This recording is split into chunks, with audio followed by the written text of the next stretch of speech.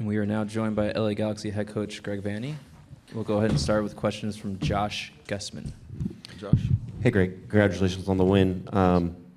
You guys probably started, I think, the way that you wanted to. Getting the goal in the 23rd minute was good. Getting the goal at the beginning of the second half, so things were sort of going your way. I think you guys had a chance to make it 3-0 and sort of put that game away and put it to bed. Instead, DC comes back and scores. So you guys had to do a lot of work in that last remaining third of the game. Yeah.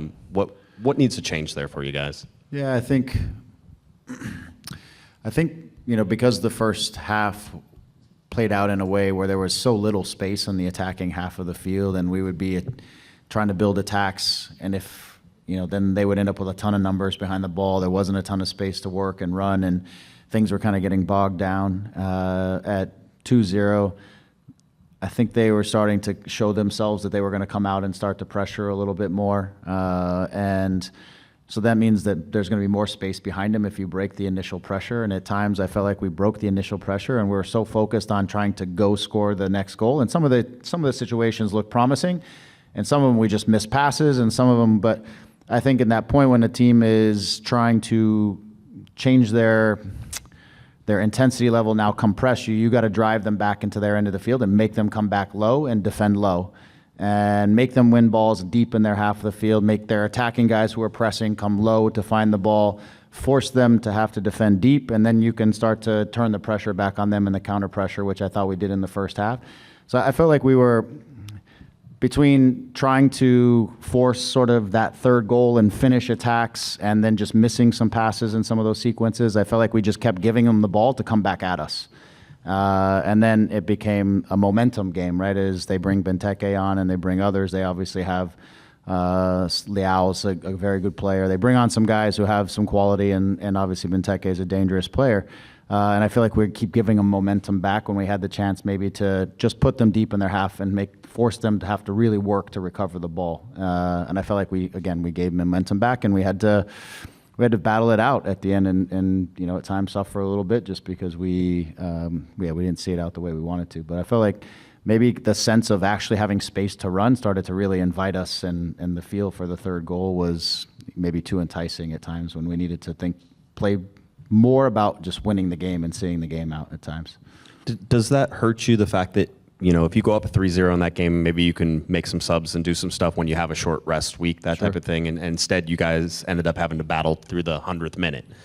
So was there wasted energy out there because of that?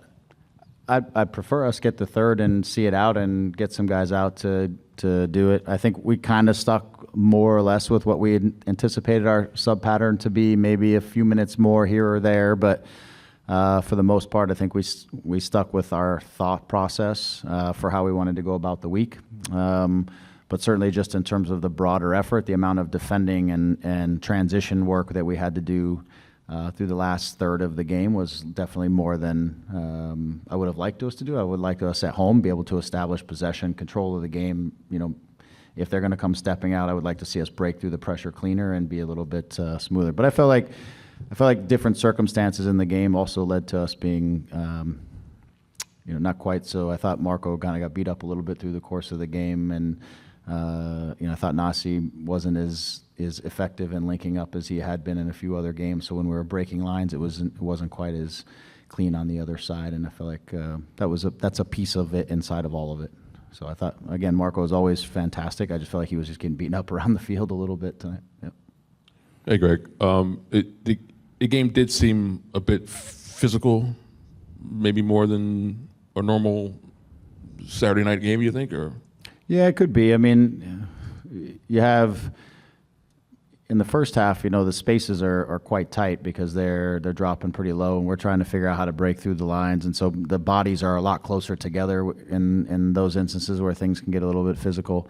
Look, you have a team that just lost their coach and isn't in a great spot, and so at some point they're going to respond to that. If they feel like they're still in the game or there's something for them, there's something inside of that that's probably going to happen. So it got physical. I think maybe to neutralize players, they looked at some guys specifically in terms of getting physical. Joe took a lot of fouls over the course of the game. I thought Marco. So different ways for the opposition to choose to try to manage the game or manage people inside of the game. But there certainly was some physicality inside of it. But that's okay. I mean, for us, it's about being more efficient with the ball at times and putting them away when we have the opportunities to do so. And then it's your second consecutive win. I think you guys are at least a point in 4 of the last 5. Where would you say the confidence is in this group right now? Yeah, good. I think the spirits are high. I think, as I've said to you, for a little while now, since coming off the East Conference road swing, by and large, if you just look at the performances, we've been somewhat pleased with a lot of our performances, disappointed with the way we've given away results in certain situations or points. So our emotion, it sometimes is off of the results we're not getting, but our thought process on where we are as a team in terms of performances, I think, have been fairly progressively getting better over the stretch. So I think guys are confident. I think what's important is, again, I said to the guys, I'm not sure we win this game earlier in the season. I think, there's a possibility we give away the second goal because of just we didn't see these types of games out. We didn't have many leads at the beginning of the year, to be honest. But I think we held steady. We did what we needed to do. We took the 3 points and we move on into the next one. So I thought that we had a good sort of resiliency there at the end. So yeah, I think that confidence is high and guys are ready to move on to the next one and try to keep momentum moving in our favor. Hey, Greg, congratulations on the win. Can you talk to us about Diego and how you're using him recently? Earlier in the season, we saw him play primarily on the wings, and now we're seeing him a little bit more in the midfield, as well as coming back, drop back a little bit, and receive the ball and kind of link up play. Can you talk to us about what the method behind that madness is? Diego's he's versatile in terms of how we can use him. He has been. He can play on the wing, everywhere else.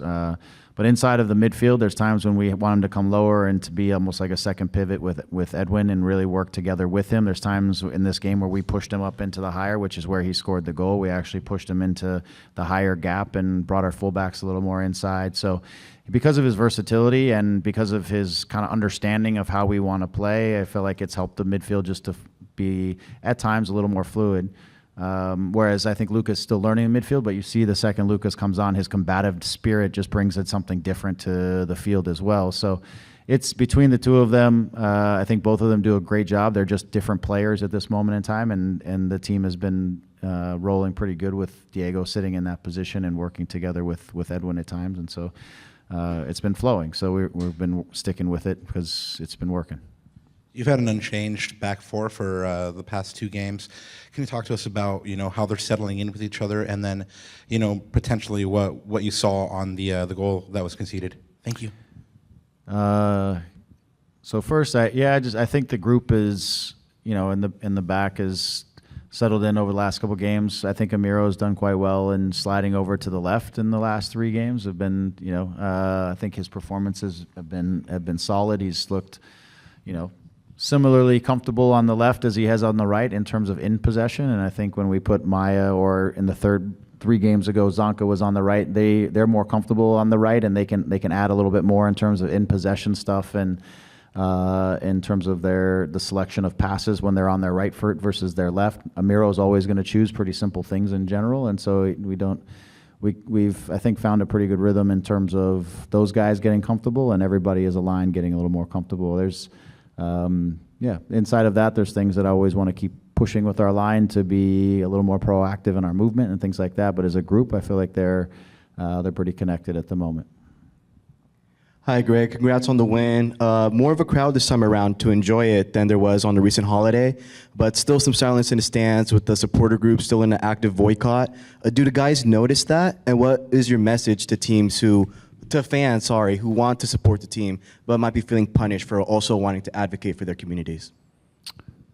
Yeah, again, I recognize that there are fewer people in the end for sure. We recognize that the volume in the stadium is different for sure.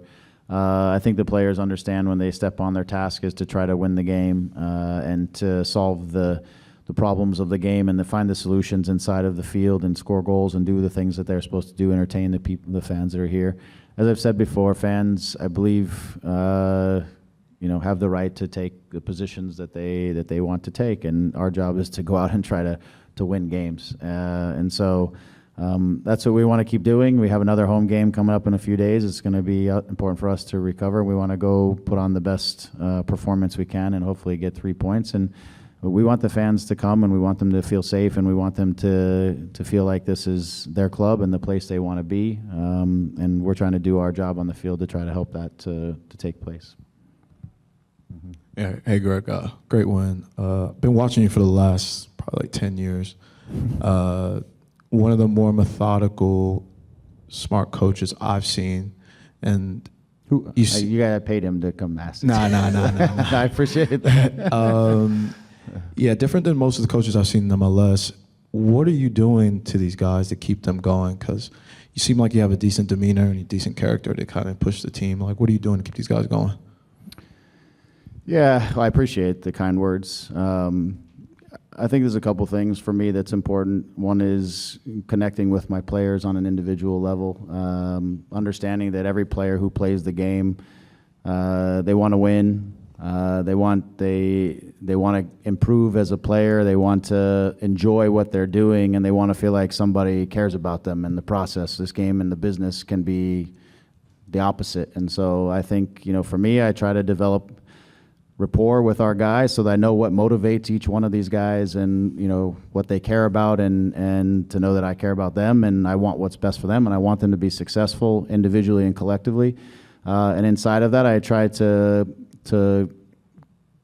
put forward a methodology, if you will, that they enjoy training, that they enjoy the way we want to play.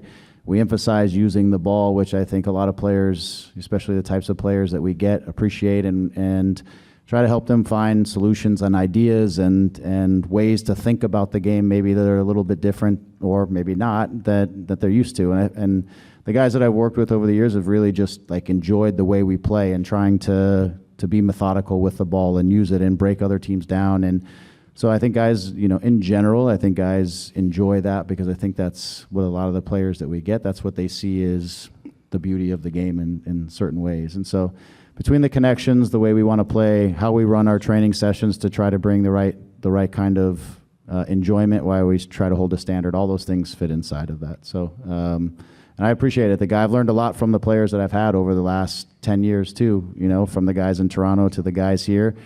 It's a collaboration, and I'm not a dictator out there. I'm a collaborator, and I work with the guys. I know what I want it to look like, but I also want to take into consideration each of their qualities and what they bring to the table.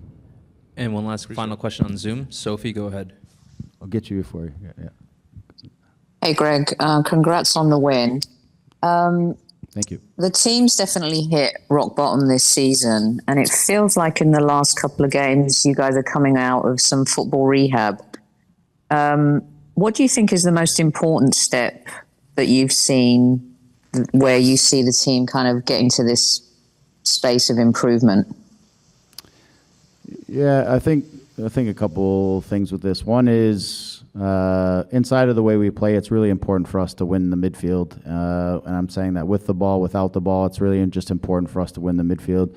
And the stretch where we had 2 games over the course of 4 weeks, we spent a lot of time and energy working on our midfield play and the connection of the guys in the midfield. And it's no secret that's where we lost some of the guys from last year, and that's where some of our newer players are coming into this year. And so we spent just a lot of time trying to really emphasize those connections and relationships and the things that we find that are important inside of what we want to do. That's one. And the second is defensively, just we had to eliminate the way we were giving up goals. We were, like I said, we were undermining what might have been decent performances at times with just goals that we can't give up if we want to win games. And so solidifying those 2 things, obviously finishing off some chances that we've been getting, which I think has been coming, but getting, Joe, Gabe, Marco, Nasi, those guys kind of connected and flowing up there so that we can put things away. But there's pieces that I feel like have been coming together, but our focus has been a lot on some of the defensive stuff in the back and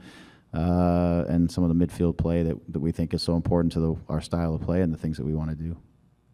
Cheers, Greg. We want to ask that question? Yeah, one more. Yeah. We have time You had for one more, the so last I got you. question before Diego comes. Yeah, Greg, you've had a bunch of stars over the last few years, and then now you have a bunch of stars. You got Joseph, you got Marco, you got Peck and all these guys. These guys, like from what I was watching today, they're just really, they look hungry. Have you really spoken to them about like what they're doing in the attack? Because they just look loose and they look free.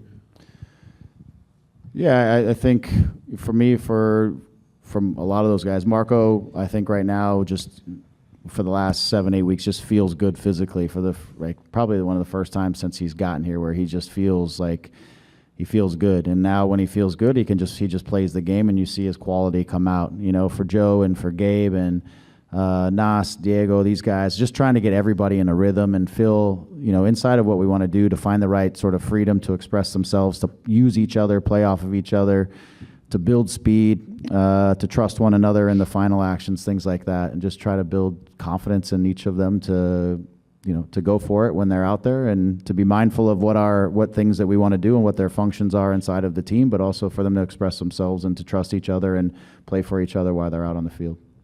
And one final question from Scott French. Scott. And this came up in the DC press conference, if you want to call that. It's like 2 people in the room.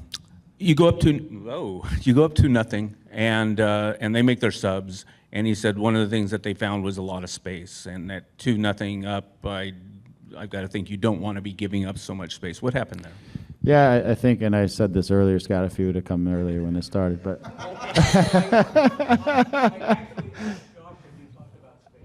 kind of. I wasn't so specific. That's okay. I'm just teasing, Scott. No, I think what started to happen at 2-0, and maybe just a fraction of time before that, is they started to release their press on us, so just a little bit earlier. And we get to 2-0, and they're still coming in the press. And the moments that we break the press and we're just attacking fast, and we're just trying to score the third goal. On the vast majority of those, the attacks broke down pretty quickly inside of 3 passes or so. Well, when our guys at the front are sprinting forward to go take it, and the back guys are trying to keep up, and then we turn over the ball, then space exists in between the lines.